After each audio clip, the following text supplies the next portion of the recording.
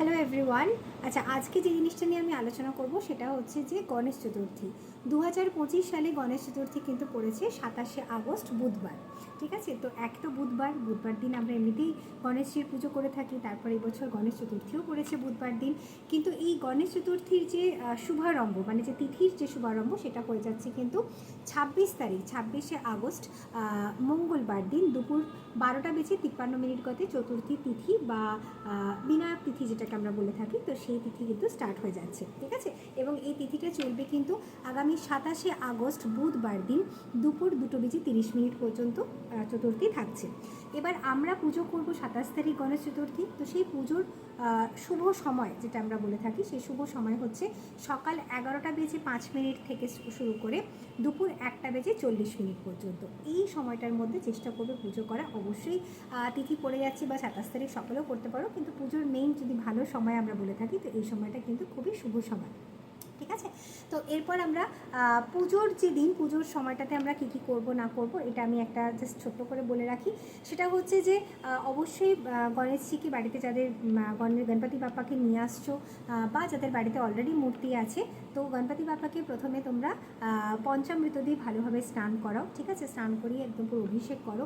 অভিষেক করার পরে যে ক্লোথটার উপরে, মানে বাবার যে আলাদা করে একটা গণেশের যে সিংহাসন তোমরা করছো, যেখানে গণেশজিকে তোমরা স্থাপনা করবে, তো সেখানে সেই স্থানের ওপরে, ঠিক আছে, সেটা ছোট চৌকি হতে পারে বা যেখানেই তোমরা বাবাকে স্থাপনা করো না কেন তোমাদের মন্দিরে, সেখানে চেষ্টা করবে হলুদ রঙের কোনো কাপড় পেতে। ঠিক আছে, হলুদ রঙের বস্ত্র, হলুদ ক্লোথস পেতে। যদি হলুদ হয় খুব ভালো, হলুদ না থাকলে রেড। ঠিক আছে, তো হলুদ রঙের ক্লোথস মানে বিছিয়ে তার উপরে গণপতি বাপ্পাকে তোমরা স্থাপন করো পঞ্চামৃততে অভিষেক করার পরে। এরপর হলুদ রঙ হচ্ছে গণপতি বাপ্পার ভীষণ প্রিয় রঙ, তো চেষ্টা করবে হলুদ রঙের যদি তোমরা বস্ত্র পরাতে পারো খুব ভালো কথা। বা যদি অলরেডি বস্ত্র পরানো থাকে বা সেরকম ইয়েলো কালারের ড্রেস পরে পুরো রেডি করা, সেইভাবে যদি গণপতি বাপ্পাকে তোমরা কিনে নিয়ে আসছো, তো তাহলে চেষ্টা করবে বাবার মাথায়, মানে গণেশজির মাথায় ইয়েলো কালারের চেলি, মানে হলুদ চেলি যেটাকে আমরা বলে থাকি, হলুদ কাপড় বা হলুদ চেলি, সেটা বাবার মাথাতে পরিয়ে দেবে। ঠিক আছে, এটা হলো নাম্বার 1।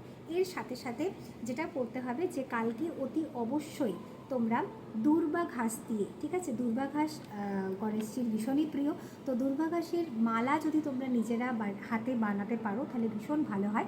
এবার সেটা কিভাবে বানাবে আমি বলে রাখি। ঠিক আছে, বিজোড় সংখ্যা 7টা বা 9টা বা 11টা এইভাবে করেও তোমরা কিন্তু দুর্বাকে দিয়ে একটা গাঁট বেঁধে মানে 7টা দুর্বা ঘাস বা 11টা বা 21টা, যে যেরকমভাবে, বা 9টা, যেরকম তোমাদের সুবিধা হবে।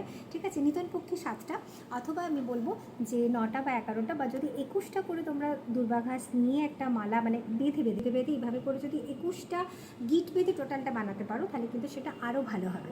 ঠিক আছে, ব্যাপারটা বোঝাতে পারলাম। আরেকবার আমি বলে রাখছি, 21টা সিঙ্গেল দুর্বা ঘাস তোমরা নিলে, 21টা দুর্বা ঘাস দিয়ে তারপর সেই দুর্বা ঘাসটাকে একটা পুরো তোমরা মানে জাস্ট একটা বান্ডিল বানিয়ে নিলে। ঠিক আছে, তো এইভাবে টোটাল নাম্বার অফ বান্ডিল হবে কিন্তু 21টা। ঠিক আছে, এরপর তোমরা যে সুতোটা বেঁধে মানে মালাটা যে তৈরি করবে, সেটা চেষ্টা করবে হচ্ছে ইয়েলো কালারের কোনো ধাগা বা ইয়েলো কালারের কোনো সুতো দিয়ে মালাটা তৈরি করতে।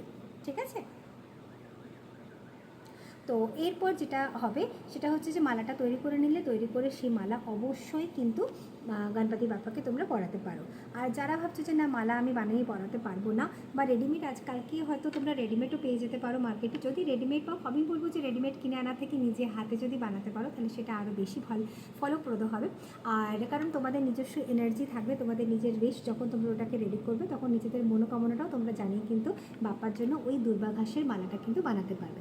আচ্ছা, এই প্রসঙ্গে একটা কথা বলে রাখি, যখন দুর্বা ঘাসের মালাটা তোমরা বানাবে, তখন দুর্বা ঘাসের যে লোয়ার পার্টটা, মানে যেটা মাটির দিকে থাকে আর কি, নিচের যে গোড়াটা, সেটা কিন্তু বাবার দিকে থাকবে, মানে গণেশজির দিকে থাকবে।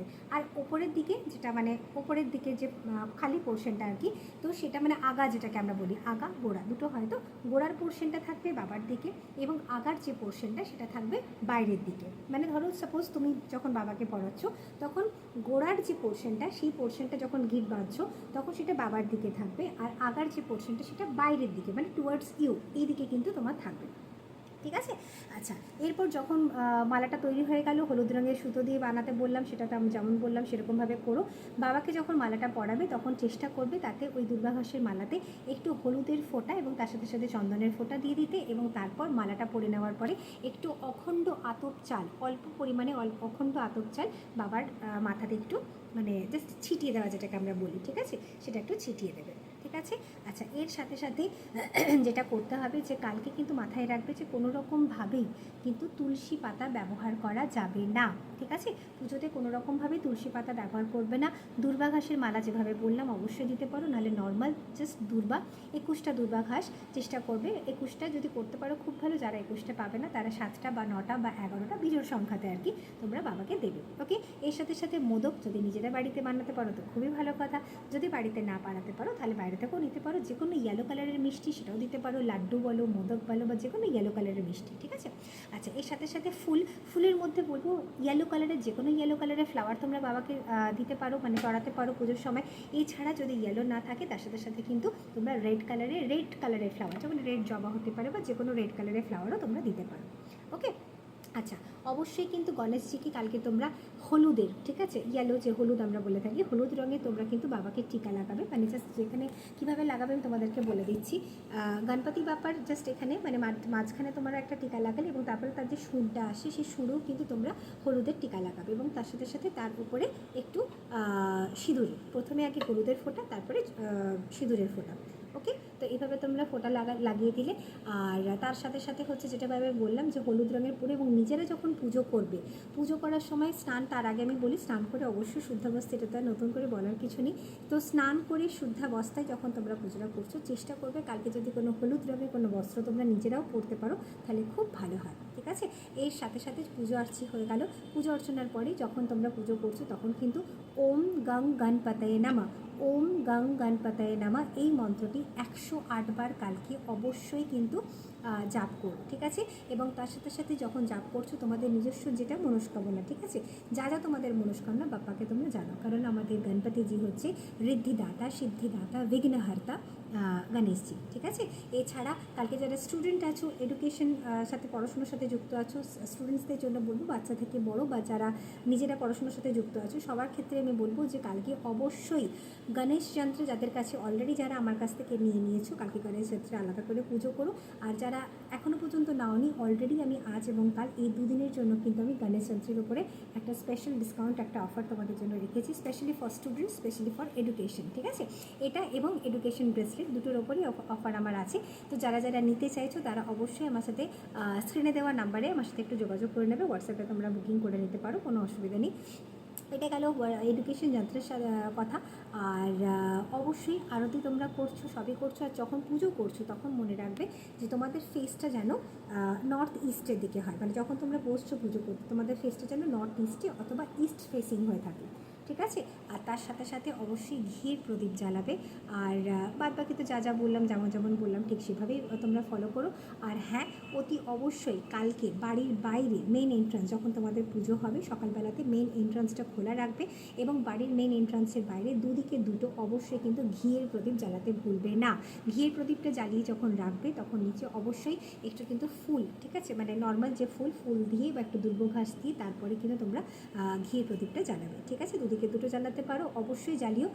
আর আরেকটা কথা বলতে ভুলে গেলাম, সেটা বলে রাখি, যখন তোমরা বাবার পুজো করবে, যেমন যেমন বললাম সব কিছু তোমরা ফলো করছো, তার সাথে পুজো করার আগে দুটো গোটা সুপারি বাবার দুদিকে রাখবে, এবং সেই দুটো সুপারির ওপরে প্রথমে হলুদের ফোঁটা, তারপরে হচ্ছে লাল সিঁদুরের তোমরা ফোঁটা লাগাবে। ঠিক আছে। এটিকে মানা হয় ঋদ্ধি সিদ্ধি, মানে হচ্ছে গণেশজির দুই স্ত্রী। ঠিক আছে। ঋদ্ধি সিদ্ধি, দুদিকে দুটো গোটা সুপারি রাখবে, এবং ওই সুপারিটা পুজো হয়ে যাওয়ার পরে, কালকে তো সারাদিন বাবার কাছেই থাকছে, মানে গণেশজির কাছেই থাকছে, পরের দিন মানে বৃহস্পতিবার তোমরা ওই যে যাদের বাড়িতে 10 দিন গণপতি বাপ্পা থাকবে তারা তো একদম পুজোর মানে বাপ্পার বিসর্জন হয়ে যাবে, তারপরে তোমরা ওটাকে তুলবে।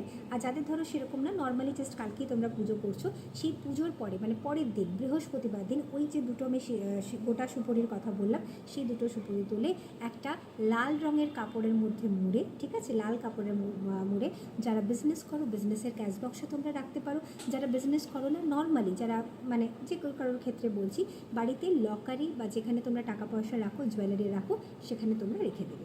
ঠিক আছে, তো এইগুলো করে রাখো, এই যে রেমেডি বললাম সেভাবে পুজো করো। আর সবাই মিলে বলো একসাথে, গণপতি বাপ্পা মোরিয়া।